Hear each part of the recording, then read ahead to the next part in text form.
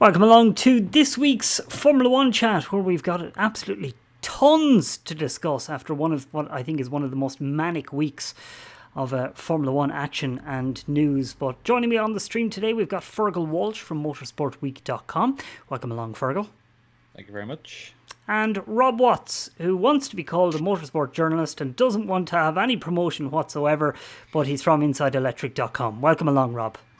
I'm not sure I quite said that, but thank you anyway.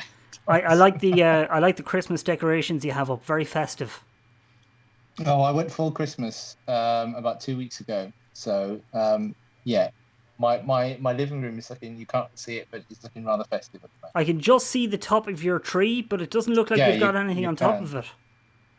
No, where is it? There, yeah. There is a very small thing on top, but yeah, my 4-year-old daughter has decorated most of the tree, so it's her responsibility. Right. Well, it looks lovely anyway. Maybe you'll take a picture for us for later. Yeah. But anyway, look, we've absolutely tons to be talking about. Lads, what was that week? It was absolutely manic. Starting with, of course, basically the day Alex Albon crashed in practice for the Bahrain Grand Prix, which seems like an absolute eternity ago, but since then, it's just been every single day there's been something really, really big to discuss. There was, of course, Roman Grosjean's crash, which has been covered in depth indefinitely over the last week or so, and it's great that Roman has walked away. But sadly, for now, it looks like his F1 career is over. He said that he's flying home. He wants to look after himself. And Fergal, do you think it's the right choice to just walk away at this point? Well, I think he's probably more than anything acting on medical advice. But yeah, certainly, I don't know what he's thinking inside his head. From what others have said, it seems like he was motivated to go to Abu Dhabi, but yeah, it hasn't worked out that way. But yeah, I mean, it's certainly a spectacular way to end your F1 career. Not the way he would have wanted, but I think it's just an amazing story, really, that he was able to walk away from that, and a shame that he won't be able to come back in Abu Dhabi to really get that final send off. But yeah, hopefully we'll see him again race somewhere in the future when he fully recovers. Yeah, I think the one thing from that crash is Roman hasn't driven a car, obviously, since, and it doesn't look like he will be again for any time soon. But the thing is, Roman is a mature guy. He's got a wife and kids. And, Rob, do you think that he just will not be able to tell whether he's back on the horse or not, really, until he actually gets back into a car, a Formula One car, and trashes it around a circuit? Do you think he just will not be able to tell how much psychological damage has been done, or whether there's any trauma there, until he actually starts driving again? Quite possibly, yeah. I mean, they say, racing drivers are a very different breed to you and I, and the things that they go through and the crashes that they walk away from, they're normally able to dust themselves off and get back on it pretty quickly. Whereas, for you or I, we'd be pretty shaken up. I think, though, that crash in Bahrain may be a slightly different story, because in all of my time of watching Formula One, I can't recall an accident that a driver has survived, let's say that, which I have been that shaken up by to see. Because, I mean, that we've all seen lots of replays of it from various different angles, but that was unbelievably scary. So for a guy who's in his 30s, like you say, he's got a wife, he's got kids, who knows what impact that will have on him. You wouldn't blame him for thinking maybe it's time to count my lucky stars and call it a day. But he seems to be quite determined to get back in the saddle at some point, and I think Mercedes have suggested that they'll try and give him a farewell test if they can. But unfortunately, I think his racing days in Formula One are over, and it's a sad way for that to end, to be honest, in the way that it did. Yeah, 10 years of racing in Formula One. Is there any standout memories for you of Romain Grosjean's career, Fergal? Well, I mean, I think that period towards the end of the V8 era with Lotus was his most successful period, getting podiums in 2012, 2013. And of course that spectacular podium at Belgium in 2015 that kind of really just came out of nowhere, because that was a pretty poor period for that Lotus team. And yeah, I mean, I guess all those results kind of speak for themselves. He's gained, I guess, a bit of a mixed reputation, but through his career. But there is pace there, there is speed there to back up, claims that he is a fast driver. And I mean, the start of that period as well with Haas, they're pretty much the first and second races in F1 in Australia and Bahrain. I think it was 6th and 5th he finished in those first two races. So some definitely some real I guess great performances, big performances there from him that I guess he'll be able to take with him walking away from the sport. It's unfortunate that when you think of Romain Grosjean, you think more of the kind of silly accidents and now the big crash and all like that. But I suppose that period you mentioned at the end of 2013 with Lotus, I remember that particular battle at, I think it was the Hungaroring in 2013 between himself and Kimi Räikkönen. And that was, I think, the first moment where I really started to kind of see Romain Grosjean as being like, this guy has a lot of talent. But Rob, is there any standout moments for you from Roman's career? Well, I think obviously, like Fergal has said there, the Lotus years, especially 2012 and 13, he was very impressive. But I actually think what he achieved with Haas in at least the first couple of seasons was quite impressive, because for a guy at that stage of his career to take that risk and join a brand new team in Formula One, I'm sure he might have had opportunities to race for maybe one or two slightly more established teams, and we know what happened previously when new teams came in. It was an absolute disaster. So there would have been an element of risk to that, but the way in which he pulled some extraordinary results out in that Haas, and sort of, I think it was one of the races he said on the radio quite memorably, he was living the American dream. And I think that's a nice story, because you don't stay in Formula One for 10 years unless you're a very good driver. And he brought something to that Haas team that made them instantly credible. And he was their threat. And if anyone was going to pull those results out, it was going to be Grosjean. And it's a shame in the last couple of years Haas have struggled, and he hasn't been able to really sort of compete for the positions that we know he's capable of. But funny enough, one stat I realised the other day, obviously it's slightly different now with Perez winning, but up until the Sakhir Grand Prix, Romain Grosjean actually had more career F1 podiums than Sergio Perez, which is surprising given their reputations. Yeah. You wouldn't expect that to be the case, but it just shows Grosjean was a very, very good driver. Yeah, he's been a solid upper midfield driver, I think. Never quite, I think, had the maybe the self-reflection or the talent to take it right to the very top.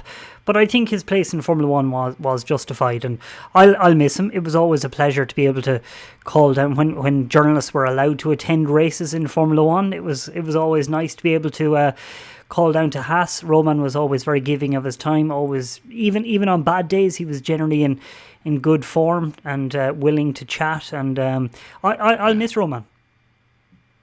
He's a very nice guy, and that counts for something, because Formula One is a very cutthroat world, and for a guy who had a very up and down career, like you say, he was always very giving of his time and willing to talk to the press even on the bad days. And I think he will be missed. Yeah, absolutely. But yeah, his career now unfortunately has come to an end. He is being replaced by Pietro Fittipaldi for the last 2 races of the year. But let's talk about the Sakhir Grand Prix, because there's absolutely so many things you could pick apart from that race. But obviously we have to start with the man of the hour, Sergio Perez, who is looking at unemployment after this weekend. But Fergal, he absolutely came alive during that Grand Prix, considering that he was facing the wrong way on the first lap of the race. Yeah, I mean, just a truly extraordinary performance from Perez. And at the same time, not all that surprising, because we know at this stage the quality and the professionalism of Sergio Perez, and to see him finally win a race, I think is great. Even after the race, he said that if he is without an F1 seat next year, and if he doesn't come back, he'll be able to, I guess, walk away from the sport with more inner peace now that he actually has a race win in his pocket. He's been on the podium multiple times, but that race win always escaped him.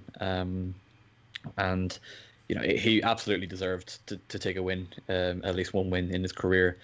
I'm hoping that it's not his last, but just a crazy race from him, joining up onto the back of the queue after that safety car period when he got spun around, and kind of just ate everyone for breakfast coming through the field, including Lance Stroll.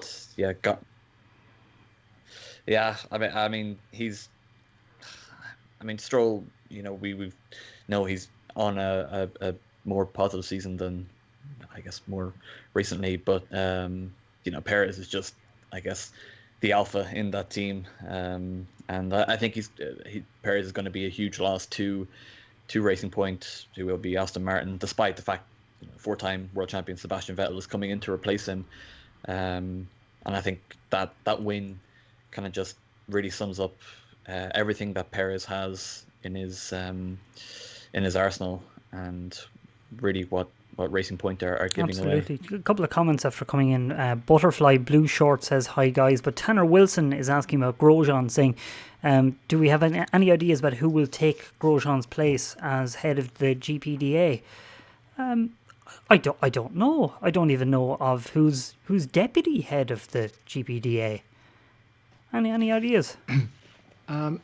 Isn't Alex Wurz is quite heavily involved, and he's not an active driver, so it doesn't necessarily mean that Grosjean has to vacate that position. I don't think. Maybe not. I could be wrong on that. I'm pretty sure Vettel and Grosjean hold similar positions in that. One is like president and the other is chairman or something like that, isn't it? Yeah. I'm not sure which way around. Yeah, I think that's one of those things that we'll probably find out over the winter break anyway, and it'll fill a slow news day. But just going back to Perez, Rob, if you were Red Bull and you saw that performance from Sergio Perez, you've got an open seat for next year. Would you be hiring Sergio? Oh my goodness. If I was in charge of Red Bull, yes. Do I think Red Bull will? No. Oh. And that's it's a frustrating thing to pick apart, because and this is no slight on Alexander Albon personally. I think he's a nice guy. But ultimately, that's not really what matters in this. I think it's plain to see that at this stage of Albon's career, he's not the guy that Red Bull need right now. Who knows? In 5 years' time, he might mature into that. But I certainly do not believe he is ready for the position he's in right now. And I think even before Perez's win on the weekend, I would have held the same view that Perez, in the short term, is a much stronger driver to put in that car for many, many reasons. And I think his form in the last few races, he was second in Turkey. He probably would have got a podium last week as well. I think it was 2 laps from the end. Had that engine failure, and then now he's got a win. This guy has a track record of pulling out results from nothing, and on paper, it's hard to make a case really for why Red Bull wouldn't go for Perez, but we know that that's not really how Red Bull works. Yeah, it's almost like they've learned from the mistakes that they've made in the past by being too impatient with the likes of Pierre Gasly, and going back further, the likes of Sebastian Buemi, because we've seen what Buemi has gone on to do once he was kind of out of the environment of racing for Red Bull in Formula 1. But do you think that at this stage it's just a case of Red Bull actually do need to be that ruthless and go, right, Alex, you are not ready for this. We've given you a full year now at this stage, and you are no closer to Max than you were when you first stepped into the car? Well, I personally think Red Bull need to have a review of their academy process and what criteria they look at. To promote drivers, because obviously there are people out there who will say, what the hell do I know? I've never run a racing team. It's easy for me to sit here and say this, but it does feel to me like in the last few years, Red Bull have felt a tendency to try and force the situation. They're desperately trying to find another Vettel, another Verstappen, and those drivers only come along every 10 or 15 years or so. It seemed to be too early for Gasly. It seems to be too early for Albon. So maybe they need to review this strategy they have of insisting both drivers in the top team are Red Bull proteges. Maybe it would be better to say, look, we have Max. We get another driver in who's the best number 2, whoever that is, and then we are grooming a future driver, but we'll put that guy in when he's ready, rather than forcing the situation, which seems to be what they've done, I think. Yeah, I wrote a bit of a hit piece about Albon yesterday, and I was very negative. I actually kind of felt a little bit bad publishing it, because Alex is a thoroughly nice guy, but I don't think he's fit for the role he's in at the moment. I think the line you used was Red Bull deserve the mediocrity they will inevitably. Okay, so you read it. Yeah. Okay, Wasn't it, or something like that? Yeah, I did feel a bit bad publishing it, but I think that Alex has very much under-delivered since he's been put in that car. I don't think he's any closer to Max than he was a year ago. He's not a rookie anymore. And I just feel that, I think I said this in the piece as well, but it's at the moment Red Bull are holding out for Alex to perform to a potential, and rather than waiting for that potential to maybe realise itself, they could hire a driver like Sergio Perez, who is delivering on that potential that he has. Sergio Perez is not a potential talent. He is a talent, while Alex Albon is just somebody who might come good at some point in the future. But Fergal, if you were in Red Bull's position, what would you do? Flip a coin, maybe. I don't know. It's a very, very tough situation. I mean, look, Alex is no slouch. He's he's displayed some good performances, not just in Formula One, even before that. And I don't think it's a coincidence that both Pierre and Alex struggled in the same car, um, across the 2019 and 2020 seasons. Even Alex at Toro Rosso was performing really, really well, given the circumstances. And for him, I mean, he was kind of in the right place at the right time, both with Toro Rosso needing a driver and not having anyone immediately to promote. And then obviously when Gasly was underperforming, they weren't going to put Kvyat back in the car, so it was only going to be Albon. So I guess, for Red Bull, make no mistake that their future is purely focused on Max Verstappen. He is their star. He is the potential, future face of Formula One. And they'll do everything in their power to keep him there.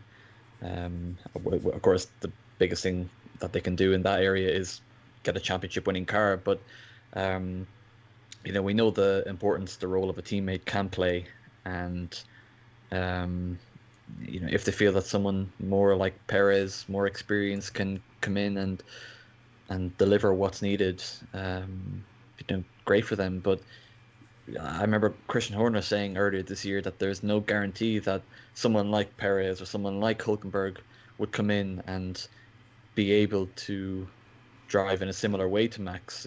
He said there is a risk that they could be struggling like Pierre did, like Alex did. So I guess it really comes down to, you don't really know what you're dealing with and what is going to happen until you actually put that person in the car and see what they can do. That's very much what they did with Alex, and unfortunately it hasn't really been working out. But just from a personal point of view, I mean, Perez has done more than enough talking on the track and definitely deserves not just a seat in Formula One, but a top seat in Formula One, and Red Bull can deliver that to him. But I guess where Max stands in that equation and what potential friction could arrive there, that's definitely a sticking point. But hopefully we don't have to wait too long to find out. And there's a comment here that the Red Bull is built for Verstappen, but Perez and his consistency on the tires could bring out a trump card against Merck. I can't see him being any closer than Albon, but definitely on a split strategy. How much of it do you think is down to the personality types of the drivers? Like, we see Verstappen, he's a very aggressive personality. He's the kind of guy who voices his opinion straight away. If he thinks Red Bull have done something wrong, he voices that opinion. While with the likes of Alex Albon and Pierre Gasly, they're more shy, they're more retiring, they're more it's almost like they're glad to be there and reluctant to voice criticism quite as much as maybe Max is. How much of it is down to their personality types, do you think, Rob?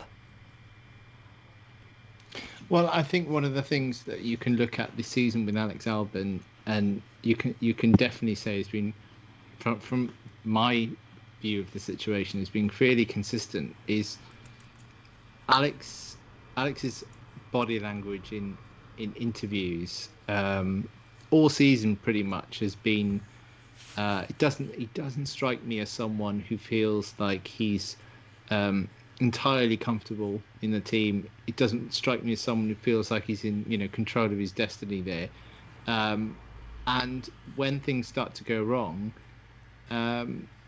you can see him become his body language, his demeanor in interviews after the race in the pen. He often comes across quite defeated and sort of resigned to his fate.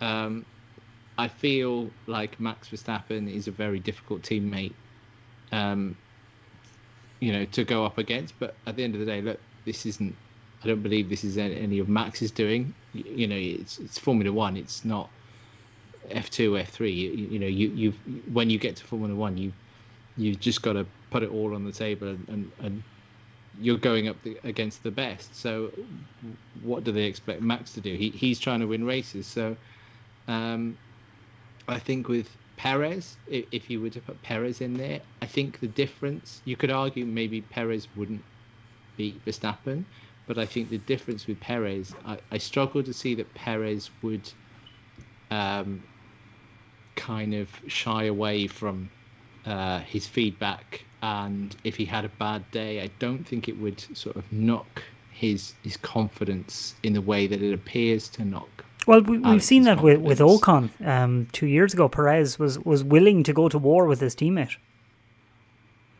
Absolutely, yeah. Well, yeah, and that got quite spicy, didn't it? But I mean, look, Perez is 10 years into his Formula One career now. If he was to get that Red Bull seat, he knows now at this stage of his career, it's do or die for him. He's got to perform, otherwise, that's probably the end of his career. So I don't think he's going to sort of hold back and say, after you, Max. I think he would absolutely go for it. And I feel that if he felt that the car wasn't set up to his liking or the team wasn't working towards his way, I think he'd maybe be a little bit more confident of saying that than what maybe Alex has been this season. Like you say, sometimes it seems like Alex is just happy to have the one thing that I took away was in the comments that Alex made after the race. He said that we all knew coming into this race in Sakhir that the track was going to be fast. It was mostly straights, and yet for some reason Alex set up his car to be quick through sector 2. Now that is something that he has direct control and influence over, and yet he walks away from the race saying, we were set up to be quick in sector 2, and as a result I wasn't quick down the straights. Surely that is something he should have addressed going into the race, rather than just waiting to see what his engineers had to say on it. Well, maybe that comes down to confidence and that relationship. But then, having said that, Red Bull have already changed Albon's engineer once this season. That they brought Ricardo's engineer back. I think he was in a factory role. They brought him back in, so they've changed that. They made that change. That's quite a big change to swap a race engineer mid-season. So for some reason, it's not made a huge difference. So I don't know. It's a tricky one. That it does seem an odd situation for Albon to be constantly complaining about the car setup when, like you say, he has a direct influence. Well, let's take a show of hands. Fergal, Perez or Albon for Red Bull? If you were the boss, who would you choose? Rob? Perez. Yeah, and me Perez as well. So, Christian Horner, if you happen to be one of the people watching now, that's what we want. We want Perez in that car. But I wanted to bring up the fact that George Russell has proven that it is possible for a driver to step into a car and be instantly fast. And this, I think, has even more put the spotlight on Alex's failure to perform at pretty much any point this season. I know he's had some bad luck and some things haven't quite worked out for Alex, but in general, he has not been able to match Max Verstappen. But George Russell steps into the Merc with only a few days' notice. He gets 2 days of practice time, barely fits in the car. He has all the cuts and bruises, and he's battered and bruised from driving a car he doesn't really fit in. And yet, he performs to a level that is basically where you would expect Lewis Hamilton to perform against Valtteri Bottas and to almost win the race. But do you think, Fergal, do you think that Valtteri's performance, George's performance, just further puts the spotlight on Alex's failure to perform? I'm not so sure. I mean, I guess the Mercedes in general is probably an easier car to drive, because it's basically a train on rails, that sticks everywhere. So I'm not sure if that's really the right way to look at it. It's a difficult one to answer, to be honest. But yeah, no doubt George did do the job straight away. Jumping in to, replace Lewis Hamilton, nonetheless. Arguably the greatest Formula One driver of all time. And, you could argue that he did just as good a job that Lewis would have done. So, yeah, of course that doesn't reflect well on Albon if you're looking at it in that way. I think the bigger issue if you're comparing to Albon is, Albon wasn't expected to perform like that straight away. Neither was George, but I guess it was kind of expected at this stage in Albon's career that he would be closer to Max and challenging Max a bit more. But for Russell to do that, step into the car and perform straight away, only reflects well on Russell, I think, more than anything, and does his career huge favors. I don't think Red Bull will be too concerned about Russell's performance at Mercedes when considering Albon, but there's no denying that Russell was just a superstar. Well, there has been some rumours from some publications that Red Bull are suddenly very interested in George Russell. Obviously, it's just rumour for now, and we have to take it as that. But Rob, how impressed were you by George's performance over the weekend? Oh, extremely. I thought George was outstanding. Like you say, he's had. I know he's tested the car in the past, and he is somewhat familiar with the Mercedes team. But to do it on a race weekend is a very different story, and he didn't fit, as you said. He did have bruises, and it was uncomfortable for him to be in that car because it wasn't made for him. But I think everything he did all weekend, I think he was 26 thousandths off Valtteri in qualifying, and Valtteri's no slouch in qualifying. He has been pretty good this year up against Lewis. Lewis is probably the greatest qualifier of all time, so it's a decent yardstick. And George's Q3 lap was fantastic, and then in the race, what can you say? Nailed the start. He looked composed, able to gap Valtteri, sort of keep him out of DRS range, kept his cool, nailed the restart. Even when things started to go wrong, I thought on the radio he seemed quite composed and calm. And then, obviously at the end of the race when things had gone wrong and he had that tyre advantage and he had to sort of work his way back through, that overtake on Valtteri was super impressive. Pretty ruthless, actually. So I think he's given Mercedes a headache. Well, that's what he said. He wants to have given Toto Wolff a headache for considering 2022. But even looking at 2021, it's like we've seen in Formula One that contracts essentially mean nothing. If all the parties want the contracts to mean nothing, they can mean nothing. Fergal, do you think there's any grounds to the idea that Russell could end up replacing Bottas based on that performance, and maybe based on if he does well in Abu Dhabi this weekend, assuming he'll be driving the car again? Well, I don't know. I mean, Russell has, I guess, always been part of Mercedes, their long-term plan. He's been a junior there since 2017, and undoubtedly his performance against Bottas was top tier. Really, really amazing. But since 2017, the Hamilton-Bottas partnership has worked wonderfully for Mercedes. Hamilton has had the measure of Bottas, consistently across the 4 years. I mean, Bottas has beaten him on occasion, but he's never been a real threat to Hamilton. At the same time, he's been the perfect rear gunner, and there's been such good harmony. I mean, I don't think they've ever even made contact on the track in the 4 years they've been together. And then when you consider, Hamilton versus Rosberg and how intense that was, it's night and day. And I think there would be a risk for Mercedes to promote Russell and endanger that, because Russell is a superstar. He's a champion in GP3 and Formula 2. He's proven he can race well. He's earned the nickname Mr. Saturday. He backed that up. He didn't quite get pole position, but I don't think anyone expected him to be as close to Bottas as he was on Saturday last weekend, despite the fact he didn't fit in the car, etc. So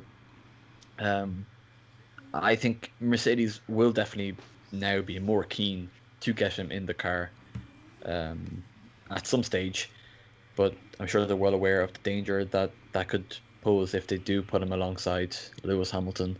And based on his performance at the weekend, I don't think there's, why shouldn't we believe that he's the guy that could come in after Hamilton retires in the next few years to take over the head of that team, and what they'll be hoping to continue their dominance. The thing I've noticed is that I think, Rob, you actually might have pointed this out on Twitter, that one of the words that Lewis Hamilton used about Valtteri Bottas earlier this year was at the Nürburgring when Bottas fought back at the start of the race. And Hamilton said that he was proud of Valtteri for doing that. That is not really the talk of someone who views Valtteri as a serious rival, is it? Well, I think the thing with that rivalry, and as Fergal has mentioned there, that it's night and day between what we saw with Rosberg. I think what you have to do with this is separate our view as fans of the sport, what we want to see, and maybe what Mercedes want to see. We would love to see two guys going wheel to wheel. We want to see that Bahrain race from a few years ago, duel in the desert. We want to see that every single weekend. Mercedes. We want Austria 2016. Exactly, yeah. And Valtteri's sort of reluctance to, go full send on Lewis has been quite evident in their time together. Mercedes seemed quite happy with that, though, because, as you say, it's been an incredibly successful partnership. I think Lewis has got an awful amount of respect for Valtteri, but I would imagine if, and I don't think this will happen, but if Toto said, right, we're putting George in the car, even as confident as Lewis is in his ability, and I'm sure he would still come out on top, I think he would probably look at George and think, okay, he's a bit of an unknown quantity. Going to have to watch my mirrors here a little bit more than maybe with Valtteri, who's a very known quantity, and he kind of knows what he's going to do and what he's not going to do. So, do I think Mercedes are going to put George in the car? No, not full time just yet, but I really would love to see it. Really would love to see it. The one thing is, if these reports that Red Bull are interested in snaffling away Russell and are making overtures and waving big checks at him and everything it has to be a big check, yeah. But if there is that possibility, I was reading in one of the reports that Red Bull want to punish Toto Wolff for sitting on George Russell and keeping him at a lowly team, and for keeping the fairly lackluster Valtteri Bottas in a seat with a top team. So I don't really know what to make of it. I personally think that Mercedes have nothing to lose by putting George Russell in the seat next year. Sure, they'll piss off Valtteri Bottas, but so what really? And the same with Lewis Hamilton. You should be a team manager. I would not be a good boss, because I'd always You'd give Helmut Marko a run for his money. Absolutely, yeah. No, it's like Formula One.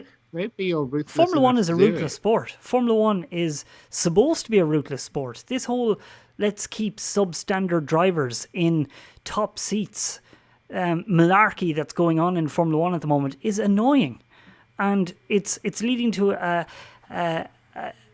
stale quality to the sport at the moment. Lewis Hamilton is undisputedly one of the greatest drivers in Formula One ever, but we want to see him beating the best drivers in the same machinery as him, not someone who's going to be forgotten about the minute he leaves Formula One, which is what Valtteri Bottas will be. And maybe I'm being a bit harsh on drivers who aren't quite up to to the standards I think they should be. But say for next year that Mercedes do bring in George Russell, they sort out all the contracts, they pay Valtteri to go to Williams, or and they bring in Russell.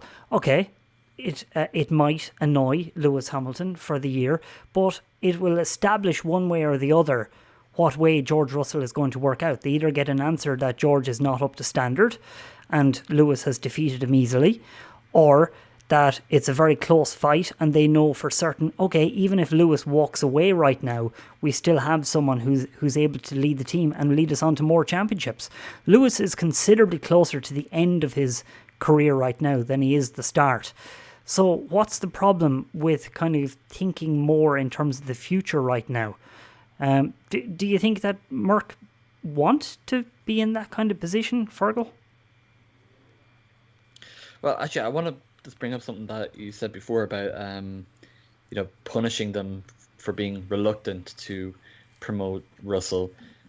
I wonder how much that will weigh on their mind, because, we've seen something like this before. They didn't promote Verlaine, they didn't promote Ocon, and now they have Russell, who, well, I mean, we don't know exactly how he weighs up against them, but Russell has long been hailed as a star of the future, and I think he, like I said, he proved that on last weekend. So I think there might actually be a bit of pressure on Mercedes to find the time and maybe find the balls to really chuck him in the seat and put him in there, because if he is their star of the future,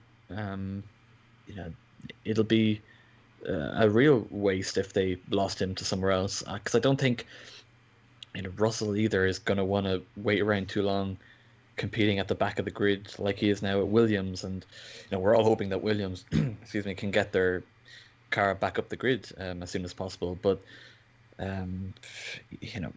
George is undeniably 100% eyeing that Merc seat, and he's doing everything he can right from the moment from Australia 2019. He's been doing everything to prove that he deserves to be in that Merc seat, and the Sakhir Grand Prix weekend was only validation that he deserves to be in the seat, I think.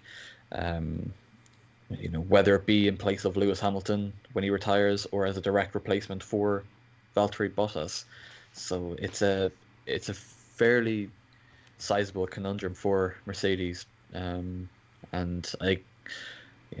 the decision of what they're going to do is going to annoy somebody, that's for sure, whatever it is. But I think George's talents don't belong competing for the final positions.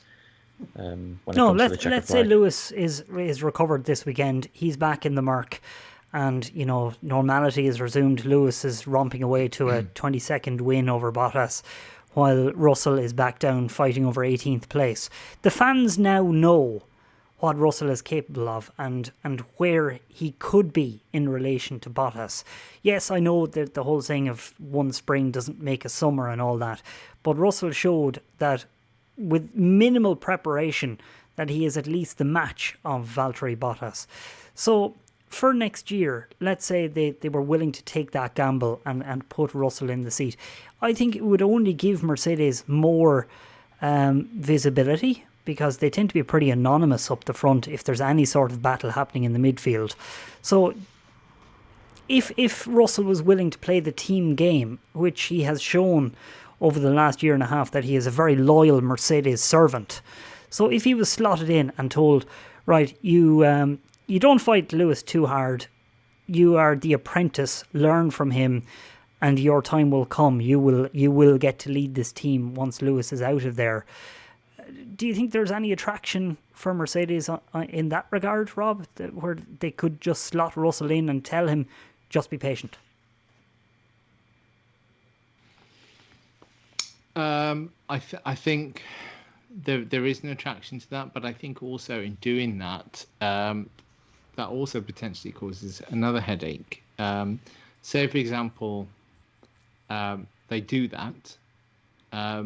You've then got to pose the other question is, how long is Lewis going to stick around for? Because let's be clear on one thing: as ruthless as you are Thomas. If you say to Valtteri now in December, I'm sorry, Valtteri, thanks for everything you've done, but we're going with George. You're going back to Williams. That's going to destroy that relationship. So if you put George in the car and then in a year's time Hamilton says, right guys, I've got 8 titles now, I think it's time for me to go, then they've got to put George in the number 1 seat there, and then they've got to find potentially another driver to come in. So by promoting George, are they giving themselves that headache potentially too soon? If we think Lewis is sticking around for another 3 or 4 years, maybe you've got the time to do that. But I'm not so sure. It wouldn't surprise me if in 12 months' time Lewis gets another title and he goes. I do think that is a possibility. Just one other thing I wanted to mention there, and again, this is something Fergal picked up on what you said about punishing Red Bull, wanting to punish them. It's interesting if you think back to 2015, I think it was, when, I don't recall, was it 2014 or 15, when Max did the FP1s for Toro Rosso, the year before he got his race debut. The reason why Max ended up going with Red Bull and Toro Rosso is because they were willing to put him in the car, whereas they had held talks with Mercedes, but Mercedes weren't willing to do that. And I think they wanted Max to do a season of GP2. But Jos, being Jos, was like, no, he's ready for F1. Toro Rosso were like, okay, fine, we'll take the risk, we'll put him in. So Mercedes lost the opportunity to sign Verstappen 5 or 6 years ago. Obviously now, do they want to risk losing George Russell? I don't think they will lose him. But obviously, if Lewis signs on for another 5 years, then that's going to make things interesting to see what they do, because I don't think they're going to stick with Valtteri for another 5 years. No, and I think it would be a very, very ballsy move from Mercedes if they do decide to drop Bottas over the next 6 weeks, 8 weeks to bring in George Russell. But according to their Instagram bios, it might be happening. Fergal. Don't even. That was mad, wasn't it? That was mad. Because it is interesting. Personally, if I was a star face for a global brand like Mercedes, and I was continuing to work for them for another year, I'd keep it in my bio. But okay, maybe not everyone thinks like that. Are you suggesting there's more we should read into that? I wouldn't be as dismissive of it as I think other people are. Maybe Valtteri is just being a little bit annoyed with Mercedes at the moment and is lashing out a little bit. But personally, I would have thought that it would be a requirement for drivers to have their team affiliations linked in their social media. I would have thought that, but maybe not. We don't really.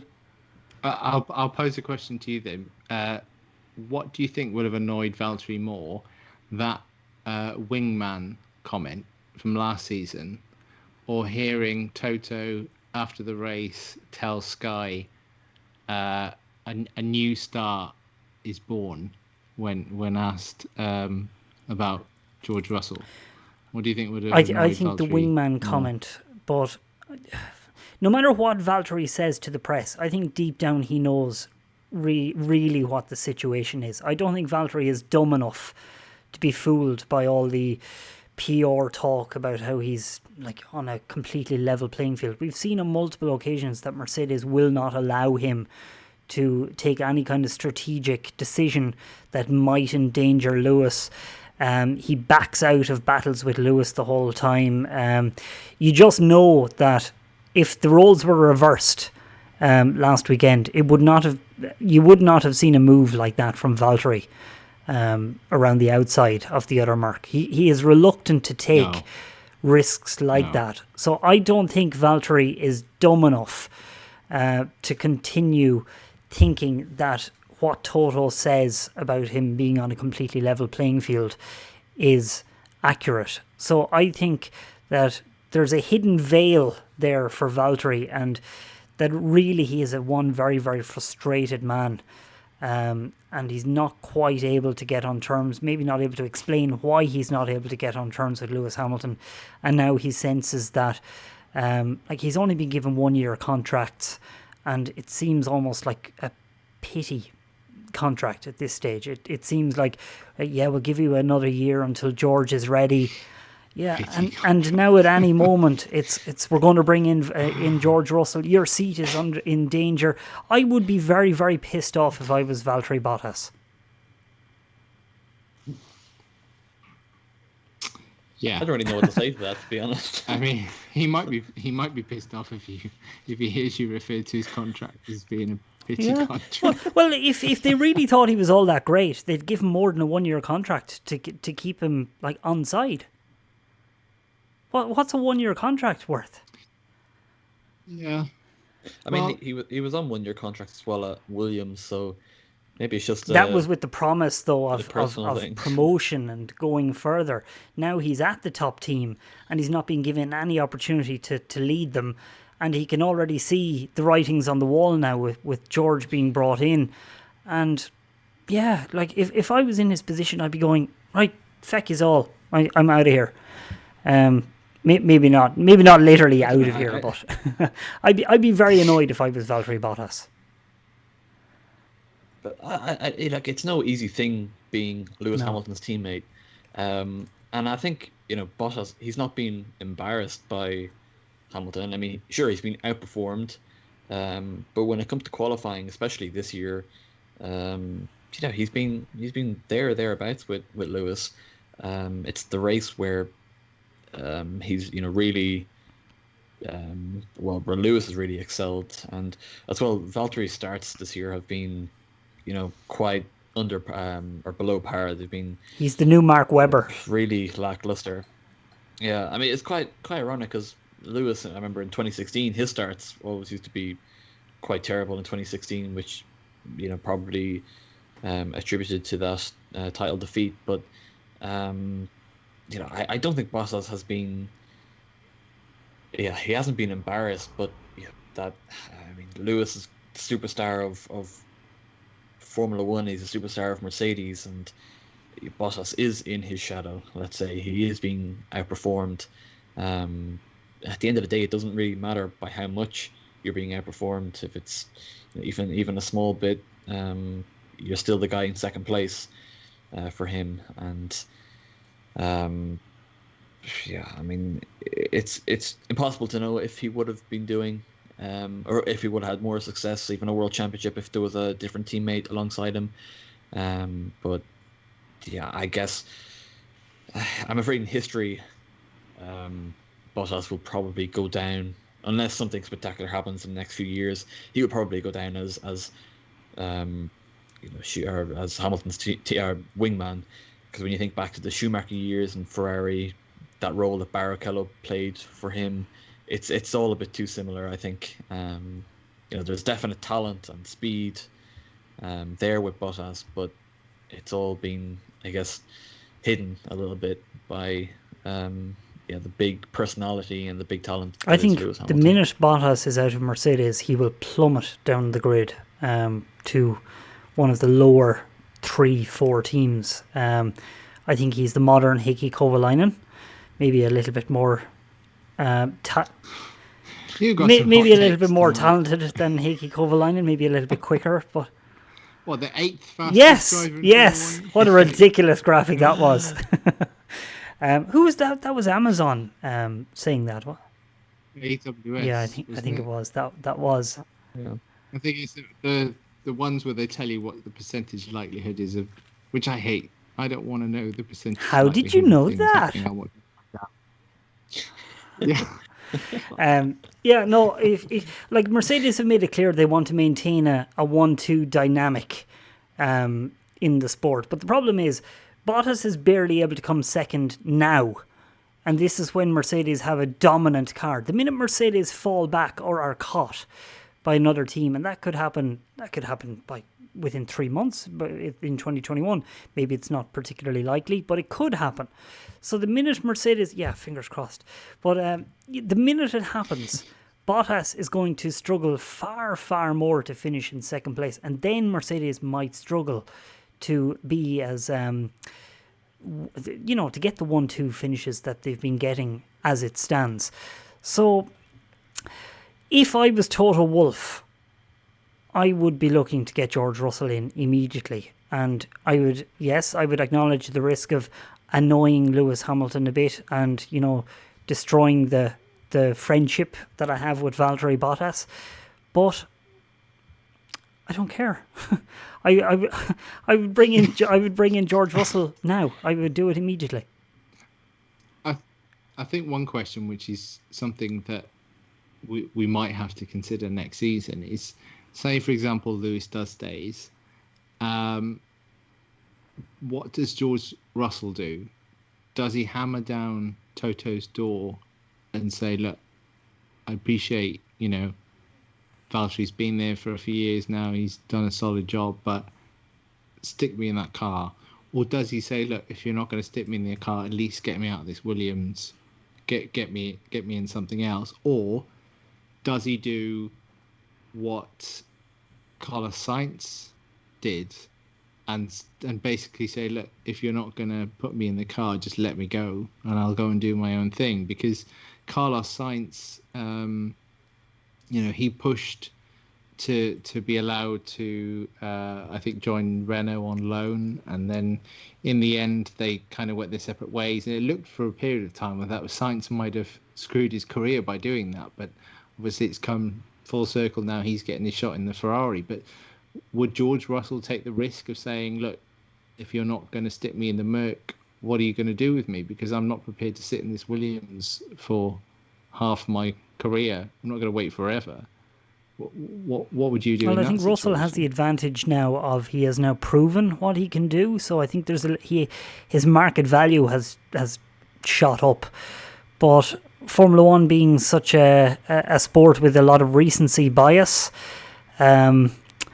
it's a tough situation for him to be in, because obviously if he falls back into the Williams and he spends the entirety of next year in the Williams, then he'll fall back again, I think, in the ranking of drivers as they come up through the sport. Because let's say Mick Schumacher or Nikita Mazepin coming into the sport, let's say they absolutely impress big time, and all of a sudden the big teams want to hire the likes of Mazepin or Schumacher or something, and Russell just kind of gets shuffled back. I think the impetus now, Russell has to show it, and he has to be selfish, and he has to go, I deserve this. I've shown what I can do. You need to get me out of the Williams. You need to put me in the Merc, and I'll do anything to make that happen. And I don't think there'll be any shame in him doing that, because he has the public support now, and the public will, I think. So I think he can make his arguments very convincing in Absolutely. a PowerPoint presentation. That will serve I'd love him to well. see. I'd love to know, PowerPoint is it just a presentation list of actually. pros and cons, or what data is he Yeah. presenting? Has he got some fancy animations? Yeah, I want to know going? what design and animations. That's what I'm I more am interested points. in.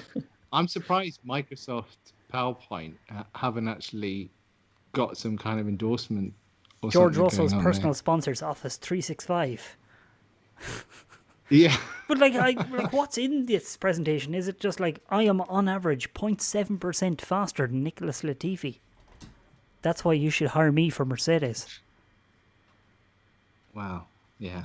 It's not really. It's not convincing, is it? No.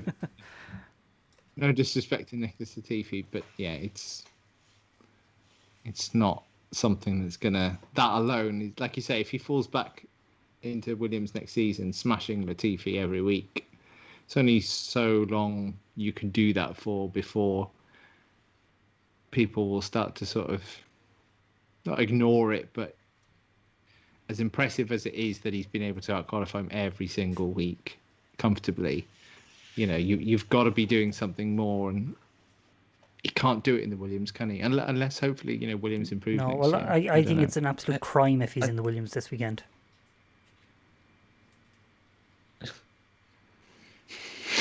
Fair enough.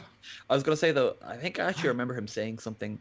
I think it was the Williams presentation that he presented, that it wasn't anything to do with his results, his track record, because, that's all public. Anyone can go and look at that, and they already know about that. It was more, I guess, about him. I think, if I remember correctly, that's what was more.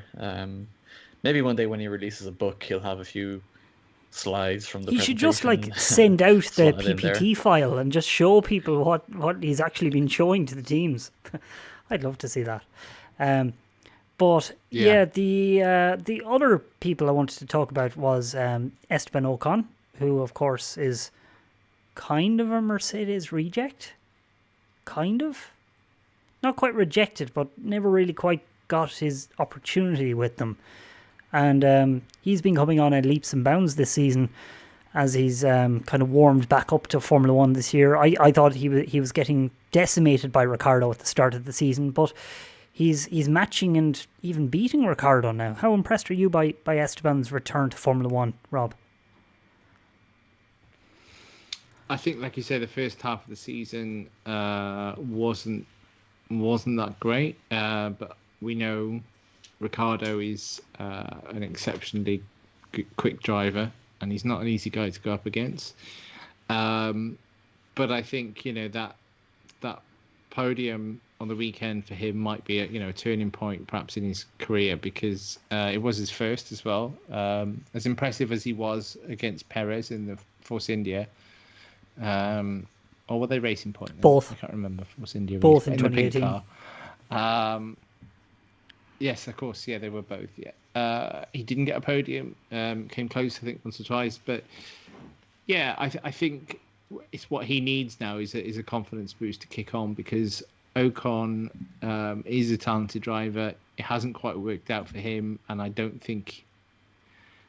I think that the shot he thought at one point he might get with Mercedes now is probably gone. So next year he's got a very tough teammate who's going to play the political game. He's gonna make that Renault environment all about him. Of course, the young Spanish rookie that we've heard about. So next season, I think, is pivotal for Esteban Ocon's career. If he can go toe-to-toe with Alonso and come out of it well, it will set him up quite nicely. If he gets smashed by Alonso, who is 39? He'll be he's 39 now, 81. Yeah, so that won't look so good. So I still think Ocon has got a lot of talent, and I still think there is potential there, still untapped potential. But the next 12 months now, let's see if he can build on that podium and sort of push on and try and get to sort of the next as you said, like, Ricciardo is a fearsome competitor, but he's not a particularly political animal. Going up with Fernando Alonso, who, as you said, is going to make the team all about him, if he's able to I don't think Esteban would shy away from a political fight. He doesn't strike me as being the shy, retiring type. I think he'll be able to give as good as he gets, really. But Fergal, how impressed were you by Esteban over the weekend? Yeah, I mean, it was a pretty good weekend from him. I mean, he seemed to have the pace on Ricciardo kind of throughout the whole weekend, really. He was that little bit quicker. Of course, I don't think it went so well in qualifying for him, but yeah, I mean, the race, he did a great job, kind of got himself into the position, and snatched that podium, that long-awaited podium. And, I think it has been a difficult year, a tough year for Ocon, coming back after the year out, and it might not get any easier for him, but I think it says something very much about him that at this stage of his career, we still hold his name, in high regard, and we still say, he's a top guy. He definitely has potential there to excel, even after he's been teammates with Sergio Perez, with Daniel Ricciardo, and now, probably his toughest opponent of all, Fernando Alonso, a two-time world champion, considered one of the fastest and greatest ever in Formula One. And yeah, like Rob said, it will be pivotal next year, for the rest of his career, because his contract as well with Renault runs out at the end of next year, I believe. And yeah, I mean, it definitely won't be easy going up against Alonso, who, yeah, the young rookie. But yeah, I mean, I don't think no one's expecting him to go out there and beat him weekend after weekend. I don't think that's. I think he only has to hold his own against Fernando. I think really. Yeah. That's what. Yeah. Sorry. I mean, what? if we look. I was going to say, if we look what he did against Perez, that was he did a really good job there, really consistent. And the Renault team this year have been building and building and getting stronger and stronger. So hopefully next year as well, they will have a good car that can allow Alonso and. I'm very excited about that particular battle, Ocon and Alonso. I like kind of generational battles like that.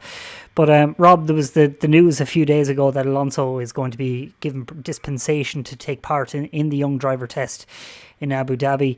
I had a bit of a bugbear about this last week, and I was accused of being like anti-Alonso and why have I got a problem with Fernando and everything. And it's nothing to do with that. It is purely and simply that this one-day test is specifically to allow junior drivers, young drivers, the opportunity to drive a brand new 2020 Formula One car.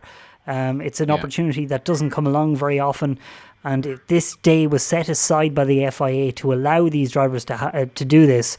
And yet Renault kind of made a mockery of it. And the FIA have made a mockery of it by allowing Alonso, a two-time world champion and veteran of 200-plus Grand Prix, to take part in a junior test and deny someone like Christian Lundgaard the opportunity to drive a contemporary car. Personally, I think it's shocking. I think it's absolutely shocking. I think it's ridiculous that the FIA have allowed it. I can understand Renault making the request, trying to find a loophole, because at the end of the day, it's a sport and that's what they do. The teams will try and find loopholes to everything. If there are loopholes to find, it's their job to pursue them. But for the FIA to allow it to happen, I think makes a bit of a mockery of it, because, it's not even like this guy is like, has had a Formula One career. He's a double world champion, for God's sake. And the only reason they are putting him in the car is to get themselves a head start on next season, because there's only 3 days, I believe, of testing next season before the new season begins. Not like the last few seasons where we've had like 8 days, I think. And going into that 3 days of testing without, with having been out of the car for a year, that might be tricky, but he's still getting more preparation than Mick Schumacher and Nikita Mazepin. Exactly, and I do think it should be. I'm sure a few years ago they used to have this rule that you if you'd driven in more than two Grand Prix, you couldn't do these young That's tests. Still the rule. So someone like Jack Aitken and Pietro Fittipaldi, I wouldn't have a problem with them doing the tests, having done one Grand Prix. I'd still consider them rookies. But yeah, Alonso doing it is a joke. I vaguely remember back in 2018-17, Antonio Giovinazzi took part in 2 Grand Prix and was not allowed to take part in a test shortly after, simply because he now had 2 Grand Prix completed. And that was Giovinazzi. He did the Sauber. Yeah, and that was Giovinazzi, a complete rookie, and yet somehow Alonso now conforms to the criteria of a young driver. So, Fergal, do you think there's any harm in allowing Alonso to take part? I do, particularly now that testing itself has pretty much all been slashed across the year. There's next year we'll have 3 days of preseason testing, which is crazy. I think. I mean, I know it's all cost cutting and stuff, but it's such little time, especially for young rookies coming in. There's no more in-season tests, which were also an opportunity for young drivers to come in and take out the car. And now the only real opportunity for these young guys to get out in a up to date. I mean, they can take out the 2-year-old car whenever they want, whenever the team permits. At whatever track. But the up to date, current generation car, it's like driving that is like gold dust, and the opportunity to drive that is just near on impossible. But for these tests, we have Yuki Tsunoda who will be driving, which is an example of someone who should be coming in to take part in the test. A driver who, well, I think we can probably safely say at this stage will be on the Formula One grid next year. Getting that little bit of preparation, especially as next year he'll likely only have a day and a half behind the wheel of the car before he's chucked into his first Grand Prix weekend. The same with Mazepin, although Mazepin has done considerable amount of F1 testing already, and Mick Schumacher. These rookies are going to have a big challenge next year, adjusting. All these experienced guys, because I believe even Kubica is doing the test, and Sebastian Buemi. Yeah, so it's it's a bit over the top, and it should be put aside for young drivers, young rookies who haven't taken part in an F1. That's the key thing about before. this test. It was specifically put aside for junior drivers to take part under the FIA's push to allow junior drivers the opportunity to drive. So to take that away from the drivers like that, say Oscar Piastri is another one who I think should have been considered to drive the Renault. Either him or Lundgaard should be driving in place of Alonso. This test was not intended to be preparation for next year. It was supposed to be an opportunity for these young guys. So I was quite annoyed to see Fernando take part, because the playing field is supposed to be level. And when you see the likes of Schumacher and Mazepin coming in, who, as you said, Mazepin's done some testing with Mercedes and Force India in the past. But Mick Schumacher, he's driven the F2004 more than he has a modern F1 car. So I think it's more a case of Alonso should just not be allowed to take part in this test. Just this test. It's nothing against Alonso. Buemi shouldn't be allowed to take part. Kubica shouldn't be allowed to take part. These are all veterans. They should not be taking part in this test. Very much agree with that. I don't want to keep you too much longer, but I think the other big news of the last week is Haas announcing their driver lineup for next year, and of course they managed to time it brilliantly, with one press release being released on the morning where Hamilton was confirmed as having COVID, and then 24 hours later they released the other press release to announce that Schumacher was joining, but they timed it at the exact same time that they announced George Russell as standing in for Hamilton. So Haas absolutely missing out on a load of headlines there. So great timing from Haas. But Schumacher and Mazepin, not a bad lineup. Could have been Schumacher and Eilert, which would have been a stronger lineup in my opinion. But that's not supposed to be a diss against Mazepin. I think Nikita has proven this year that he is the real deal, even if he is backed by a multi-billionaire father. But what do you think of the Haas lineup, Fergal? Yeah, well, of course, not very surprising. This lineup was rumored for quite some time, and I mean, first of all, for Mick Schumacher coming in, I don't think there's anybody out there that is looking at that news and disagreeing and not liking it, because it's fantastic. Not even considering the fact that he's very famous already prior to getting into F1 for obvious reasons, but his track record has been really, really good. In Formula 4 he came close to winning a title. European F3, of course, he won that, and then Formula 2 on the second go, he won that. So there's no denying that Schumacher deserves his spot in F1. I think it will be a pretty tricky year for him next year, with that limited testing, like we discussed, and also, Haas aren't expected to light the world on fire next year, and I think they will be struggling quite a bit towards the end of the grid. But nevertheless, Schumacher's on the grid, great for him. And yeah, Mazepin, he's done pretty decently in F2 this year. He's far from being the worst driver on the grid. He's been quite impressive at a number of stages. Already seen that he doesn't seem to be the most popular guy coming into F1, but it seems that probably doesn't concern him very much. He's there to drive the car and get results, and that's what I'm sure he has the capabilities of doing that. But yeah, for Haas, it's interesting, an all rookie lineup. And Steiner said before that they wanted solidarity going into 2022 when the new regulations will come into effect. So these guys are on multi-year deals. And yeah, it's very much, I guess, a new era almost for Haas, with Grosjean gone now. He's been there from the very beginning. And Magnussen, who's been there every year but one. So yeah, I'm excited to see what they can do, but I'm a little bit concerned that they'll struggle next year at the lower ends of the grid, as is, I guess, at this stage expected. That was my Haas. cat, by the way, in case you heard it.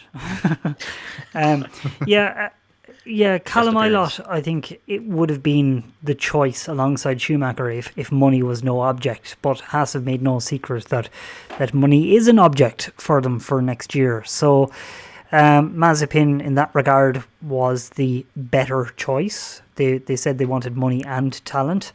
And Nikita seems to bring that balance to the table a little bit more than Callum Ilott. But it must sting a little bit for Callum Ilott to be overlooked for the man who not only finished behind him in Formula 2 this year, but also punched him in the face 4 years ago, Rob. Yeah, that will also sting a bit, I guess. It's frustrating for Callum. He's obviously shown his ability this season, and like you say, if you were going on ability alone, which unfortunately is very rarely the sole criteria these days to enter Formula One, you would say Callum Ilott is probably the better driver, or at least has had the better results. I fear a little bit for Callum Ilott because he's already said that he's unlikely to be racing next year. And I think at this stage of his career, to have a year out is difficult. It's the junior formulas move very quickly. There's no guarantee that in a year's time you're still going to be an attractive proposition to a Formula One team, because someone could come up from F3 next season, really catch the eye in F2, and suddenly you could be pushed down the order in terms of talks with Formula One teams. And it reminds me a little bit of Sam Bird, who was a very good driver in Formula 2 but never quite had the backing to get himself into Formula 1, and he's obviously gone on to do very well. But I just wonder now what's going to happen with Ilott, because it's quite a crucial sort of 6 months ahead for him now as to what he ends up doing next. Does he go and race something else to keep himself sharp, or does he just float around the F1 paddock for a bit and see if he can pick something up? But it is a massive shame that it looks like his sort of career stalling a little bit. It is a massive shame, because I actually thought Ilott was probably the all-round fastest front runner in Formula 2 this year. I always thought that he just seemed to have that extra tenth or two over the likes of even over Mick Schumacher. So Schumacher's consistency obviously won out in the end, but I think Ilott just showed that little bit of extra pace on occasion. So as you said, I think Ilott's in danger of slipping through the cracks. You've got the likes of say, Robert Schwartzman now, who who will be out to impress big time in his second year in Formula 2. You could have someone like Dan Ticktum come alive in the second year. So, as you said, he could be very, very easily bypassed. And I saw people on Twitter comparing him to the modern Fabio Leimer, which is a name that basically vanished after a pretty high profile GP2 win in 2011, 2010. It's the guts of a decade ago anyway. Oh gosh, yeah, it was a while ago. Might even have been 2013. I think it was 2013. As recent as that, and yet. Sure, yeah. Lima did I think he did a couple of Formula E races, and then he did a bit in WEC, and then I don't even know, is he still racing now? I'm not sure, but yeah. No, and that's what I fear for Ilott. That. And then Valsecchi was another one who kind of hit that ceiling and couldn't get to Formula One, and then where do you go then? I think what Ilott will have to hope for is Kimi Räikkönen retiring or Giovinazzi falling on his face in 2021. I think that I would work on the assumption that Räikkönen is out of Formula One at the end of 2021. I can't see him continuing into the new regulations in 22, and I just don't see it happening. So I think Ilott... yeah? I was going to say, I've been working under that assumption every year since 2015, and he's still here, so I wouldn't place No, any but bets. there's something different, I think, about 2021 because it marks I know the end what you mean, of yeah, a particular era as well in Formula One. So I would say that Räikkönen will be out this time 12 months, and Ilott, I think, will have his fingers crossed because that might be his in then. But he will be hoping that the likes of Robert Schwartzman don't have too much momentum behind them.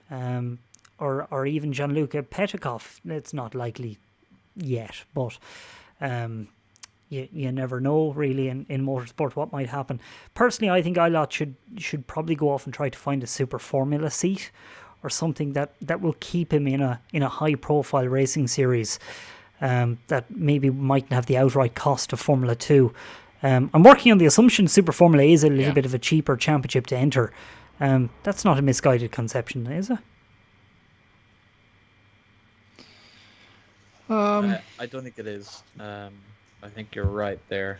I know Formula 2 is painfully expensive, but and Super Formula as well is very prestigious. The cars there are blindingly quick. I mean, like every time I watch videos of them, I'm always taken aback and surprised over and over again just how quick those Nick cars Cassidy's actually pole are. at Suzuka over the weekend was only 7 seconds slower than Vettel's pole time last year. That's not slow. That's considerably faster than Formula 2, I think, isn't it? Yeah, gotta be. Yeah, it wouldn't be a bad idea if you can get a season in something like that. But I just think a season not racing at all is a risk at his age. Another name as well on that grid as well from this season, which could be someone who could come. We're talking from someone who's come from nowhere and could pip some of these names is Drugovic, because he came into F2 this season. I don't think he was expected to do huge amount of eye-catching results, but I think he won a couple of races and he generally was quite impressive. And if he takes another step on, you've got some guys next season there. I'm just looking at it now, like Delatraz might drop out. Zhu, I'm not sure if he's going to race again. What his plans for next year. Tsunoda, Schumacher are going to be in F1. So someone from that sort of top 10 is going to be a championship challenger next year in Formula 2. And then does that then position them to get a seat in 2022 in F1, which is going to be the same sort of seats that Callum Ilott is going to be sort of trying to get as well. And if you haven't been racing for a year and you've got guys in F2 who have just won a title or just been winning races, surely to me that puts you kind of on the back foot. But it's a real shame. I think he has been very, very quick this year.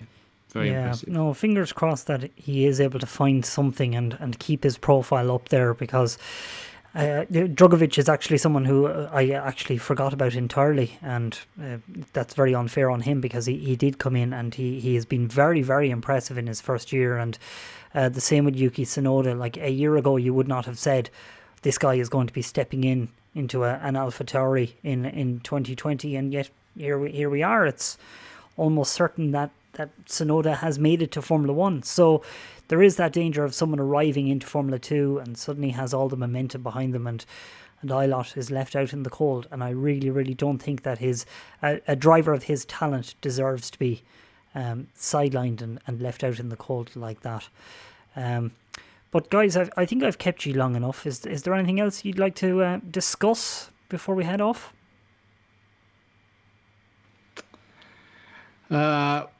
Who do you think is going to get third in the Constructors' Championship? That's the thing I'm looking Racing at for Point this weekend. 10 points ahead of McLaren. I think Renault were out of that, so it's probably a Racing Point McLaren. I think it's Racing Straight Point. fight. I think I think the car is slightly faster than the McLaren, so without mistakes, Perez, and the level that Perez is driving at the moment, I think it'll be Racing Point. We'll wrap up that third place. McLaren then in fourth. Yeah, I pretty much agree with that. They've been very strong the last few races, and I guess I'd be surprised, but at the same time, anything can really happen. So Rob, we'll what see. do you think? Well, they have the momentum, like you say, the last three races. But I don't know, 10 points in it, I would not rule McLaren out. I think that that might be one of the storylines of the weekend, because of unless George is in that car again, that would obviously be one of the stories of the weekend. But let's wait and see. But yeah, I think there should be plenty to look forward to this weekend, and obviously we'll be saying goodbye to Kevin Magnussen. Off to IMSA, his last Formula One race. And who knows, it may even be Sergio Perez's last Formula One race. He said he's bringing his family just in case it is. Hopefully not. Because, hopefully not. But you never know. One or two comments before we go. Tanner Wilson says, I'm tired of watching a wasted seat at Mercedes, wasted competition opportunities that Bottas brings right now to that seat. And also, do we think that Dimitri Mazepin is going to buy the Haas team, or is this at least a bid from Haas to get Mazepin to buy it? It's definitely a possibility. Mazepin was, of course, linked with buying Racing Point 2 years ago, and there's still court proceedings going on there, because apparently they put in a very valid bid for Force India and were completely overlooked for Racing Point. So Ural Kali, Ural Chem under Dimitri Mazepin definitely have the funds to be able to buy Haas if Gene Haas wanted to sell up. Do you think there's any merit to that? Becoming a kind of Russian version of the Racing Point team?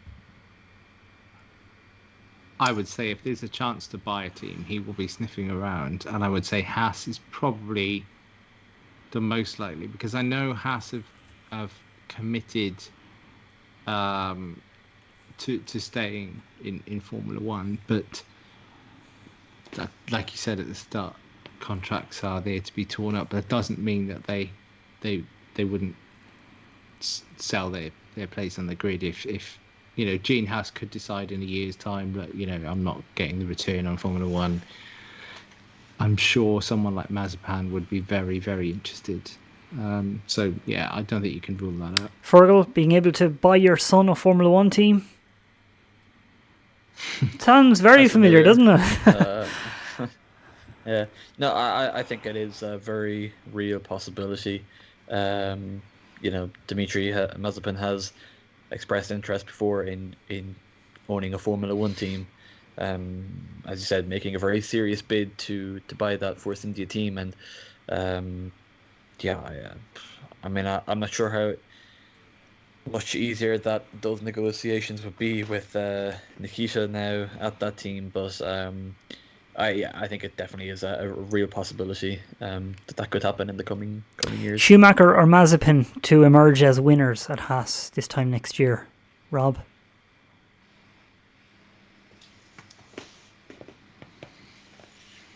Not sure on that. I think actually Mazepin might pull it off in the first year. Schumacher, we've seen, takes a while to warm up. So I would be inclined to guess Mazepin to come out on top in the first year anyway. It's based on nothing really, just a general feeling of... I mean, look, the way Haas have gone this year, there's no... it wouldn't be completely beyond the realms of possibility that Haas don't score any points next year. Yep. It's been a really, really tough season. So, and I don't see any noticeable sort of daylight for them at the moment. Maybe Grosjean and Magnussen are just plain terrible.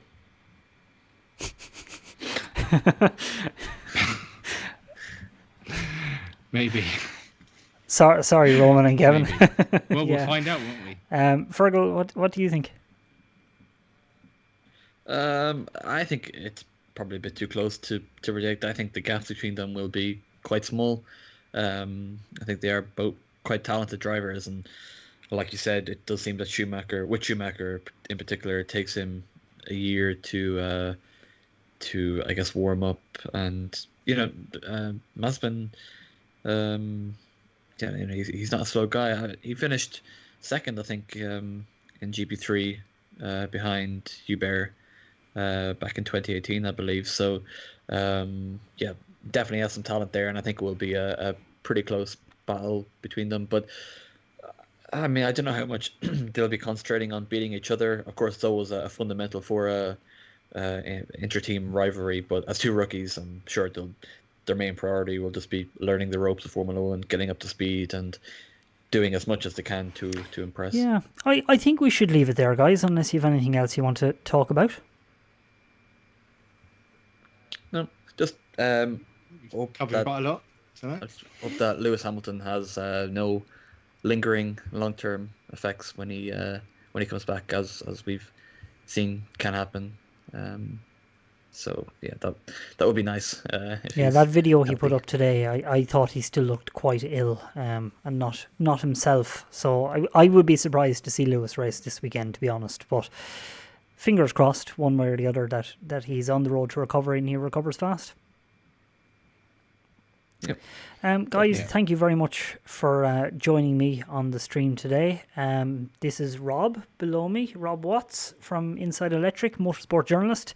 Rob, what's your Twitter? It's I'm not even going to guess. What's your Twitter? At Rob Watts F1. And Fergal is the other way. Fergal is that way. Fergal Walsh from motorsportweek.com. Fergal, what's your Twitter? It's just Fergal F1, and I'm at Thomas Marr on F1. Thanks very much to everybody for tuning in, and thanks guys for joining me. And sure, we'll have plenty to talk about next week onwards, because we've got 2 months to fill of an off season between now and pre-season testing. So I'm sure we'll have lots and lots of interesting chats over the winter. But thanks very much, guys, and sure, we'll talk to you again soon.